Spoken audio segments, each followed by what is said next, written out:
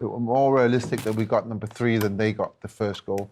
And they should have killed the game off in the first half. They had the chances to do that, and they didn't. We did the same against Seville 2 weeks ago. Exactly 2-0 up. It should have been 5 at halftime. And it's not. And that is something that needs to be worked on. Absolutely something that he needs to, because that's a mentality thing. You don't switch off. You don't stop playing. And of course, you know, the Spurs had an opportunity to have a big team halftime team talk, and they came out different. They did. He also made Brian made some really good substitutions. I think Kulusevski, when he came on, changed it, and all of a sudden it was Spurs. I mean, Man United should be happy with a point. Maybe a little bit lucky. Okay, Bruno hit the bar. He should have scored there, but take a draw as a fair result. I think at the end of the day, but it's just that feeling that we were 2-0 up and then we're not winning. Yeah, fair result. We got from Spurs in the second half what we thought we were going to get from the off, which we should have got from the off, which their fans should have got from the off. They got booed off at half-time, and rightly so, and we were wondering what the response was going to be from the manager. Well, he obviously rattled a few cages at half-time because they came out with a lot more intensity. They pushed higher up the pitch. More players were prepared to take that risk. More players were prepared to break that line, if you like, to get into the midfield of Man United and then play it around and get in behind. Then they got players into the box and they looked a much better team. They were creating chances. I mean, I don't know how Eric Dyer has missed that opportunity that he has done, but at least they got the response. At least they showed some fighting spirit. The worrying thing was why didn't they do that from the off? Because that's what we all expected was going to happen. They can do it, it's there, but it shouldn't take 45 minutes again to have that reaction. But at least they got it from somewhere. OK, what a dramatic Premier League week, and it has finally finished. And here is a reminder of exactly how it unfolded. 26 goals later, some huge headlines, including Villa winning again at home and at the time going into the top 5 on Tuesday, and a point for Leicester at Leeds, a huge win for Nottingham Forest. Frank Lampard, 5 games back at Chelsea, 5 defeats, 1 goal. Chelsea have lost 5 in a row in all competitions for the first time in 30 years. Liverpool winning again, 2-1 away at West Ham, and of course the standout fixture and result of the week, the reigning champions Manchester City beating Arsenal 4-1 at the Etihad. And then tonight, Newcastle 4-1 as well. They've scored 10 goals in their last 2 league games. The last time that happened, 1999. And the gentleman to my left, Mr. Shearer, got 7 of them in those 10. Bournemouth have won 3 away games in a row in the Premier League for the first time in their history. Away at Southampton, the bottom club, looking further away from safety. And we've just brought you 2-2 at the Tottenham Hotspur Stadium.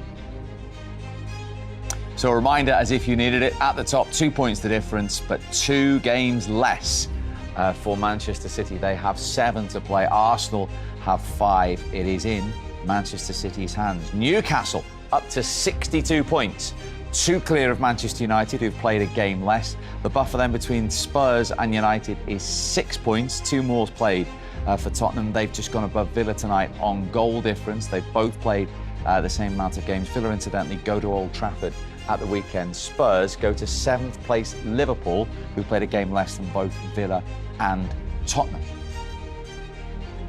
So Southampton have 5 to play. They are 6 away from safety. Everton, 5 to play, 2 away from safety. And Leicester only a point above Sean Dyche's side. Forest out of the drop zone along with Leeds by a point only. West Ham have that 5-point gap. And look at Bournemouth now, 7 clear of the drop zone, 8 for Wolves and for Palace, who are just 2 points behind Chelsea in 11th. Premier League goal, what a partnership. They know what they're doing. That was a hell of a comeback. No, I think it was a great second half. Obviously, I think when you look at the game, I think we don't deserve it 2-0 in the first half. I think we played quite well. We had the chances to score, but obviously we didn't make it clinical enough. So I think United were 2-0 up, but I think in second half we showed great character, but it's not happy that we didn't get 3 points. Now, having gone down 2-0 and after that Newcastle result, you could have folded, but you didn't. You showed some character. No, I think because when you look at the first half, I think we had what I said before. I think we had a great chances, and obviously the final third, the decision making was not perfect. But I think we believe after this kind of situation and second half, obviously we play home. Obviously we don't want to let the fans down, and we want to give everything. So I think that was a change of speech. So I think second half we did a great job. But obviously what I said, we needed 3 points. And yeah, I think the fights and the character was really good. What was said at half time? Look, I think we couldn't let the game go because I think they scored in the 45 minutes two goals. I think why not we can score 45 minutes so 2 goals. So I think the last were really positive and really angry about because I think we did what I said. We didn't deserve to go down 2-0. So in the first half, I think the last showed really good character even in the changing room. It was good to see the crowd stayed with you. They stayed with you, and as you got more confident. I think it's. I think football is all about the fans. Obviously, yeah, the last week was unacceptable, and we don't want to repeat that. And we feel really sorry for that performance and for that results. And obviously today we want to bring a good energy. Obviously with them, I think I'm really appreciated that their supporting was amazing and they were fighting with us. Obviously. If you were not here, I think probably from 2-0 down, it was difficult to go back, come back to 2. It's a step forward. Well done. Thank you. Thank you very much. Yeah, his goal crucial in the end. Let's have a look at that second half then. The Spurs were unrecognisable from the first. Pedro Porro set them on their way. Got a smart finish in the end, this, Robbie, wasn't it? Yeah, no, it was. I mean, I said Spurs got a lot of people into the box. You look there, there's 5 in the box there. The first half, there's probably 1. Great force touch and great finish from outside the foot. The keeper had no chance. But the difference was that the people in the box were causing problems. Harry in the first half was he was always 10-15 yards outside the box. So look at the difference there. 3, 4, 5 players in the box with the first half. There was only 1 or 2, and it's incredible finish. I'm sure Peter's going to have something to say about. You say the keeper had no the chance. Interference. What is the keeper's view? I think the quality of the finish is irrelevant there. So where Richarlison is infringing, he's in that space. You cannot. It doesn't matter that he's behind, that he's there. So you we'll see. You think he's going to save that? I think that's completely irrelevant. Really? Yeah, he's offside because he's infringing on De Gea's space play. I think. I mean, I don't know the rule precisely. There are too many times where ball. So if you take Richarlison, he's in front of De Gea now, or maybe on the line of where the ball is now, then the referees and VAR don't give it as offside. Can I give you the letter of the law? The player is behind the goalkeeper, so the goalkeeper does not know he's there and not in his line. But he is. You can see he's looking at him. He looks down, and he knows he's there. So he would always be infringing.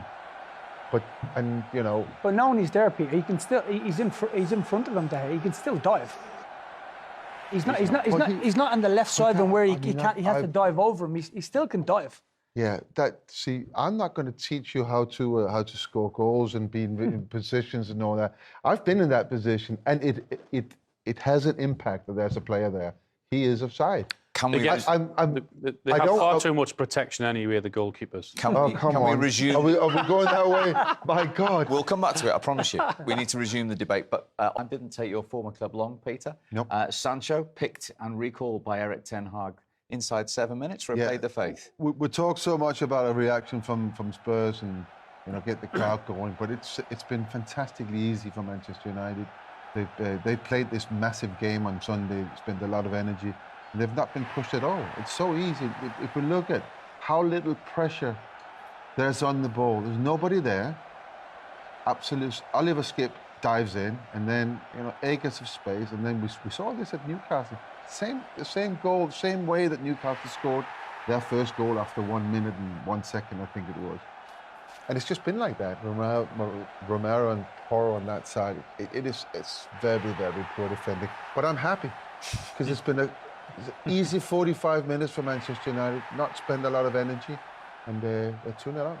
They went 2 down just before half-time, Alan, actually from a Spurs opportunity and a De Gea save, and then it was quickly at the other end. Yeah, on the rare occasion that Spurs have threatened, this was one of them.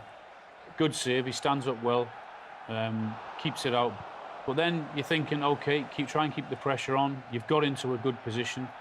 Then they keep the ball, but it's the way they lose it and the way what happens after that. They lose that challenge there. They lose another challenge here, MRBEAR.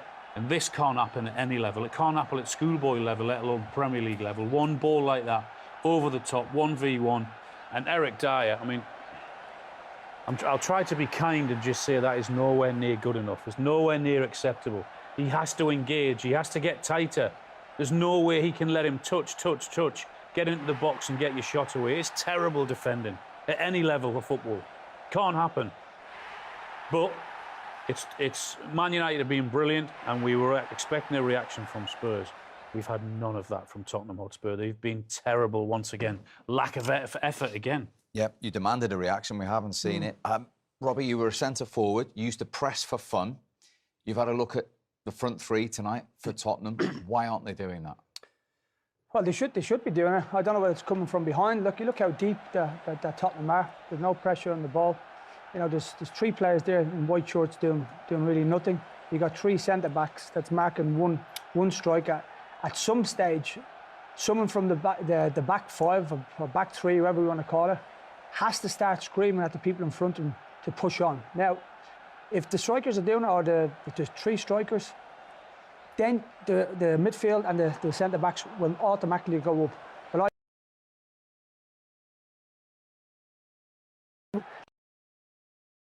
needs to engage also and get involved in it, but it's been way too easy for Man United. They've controlled the game.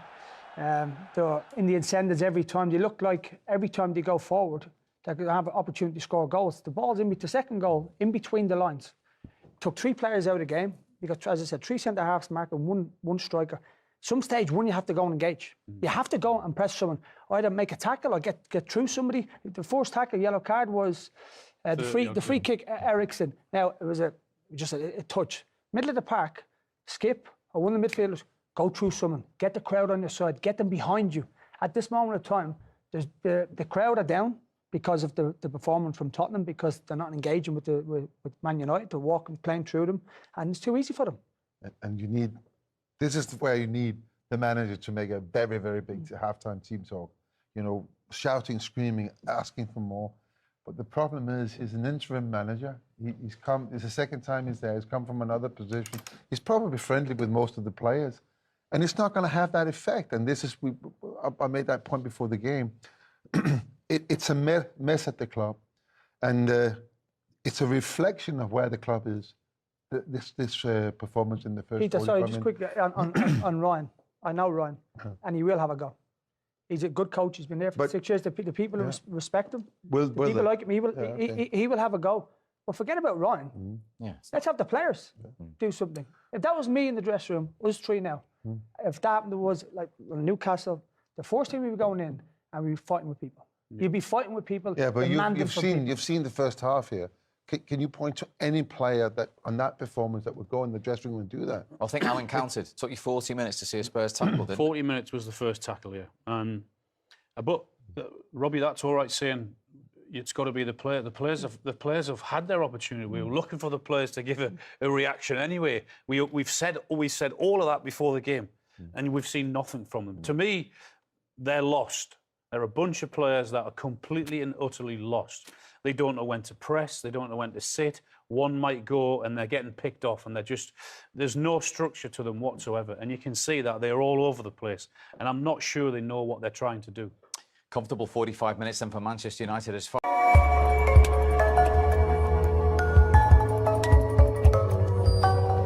Position MRBEAR. Alors que se passe-t-il? Le buteur Hakim Ziyech est resté au sol.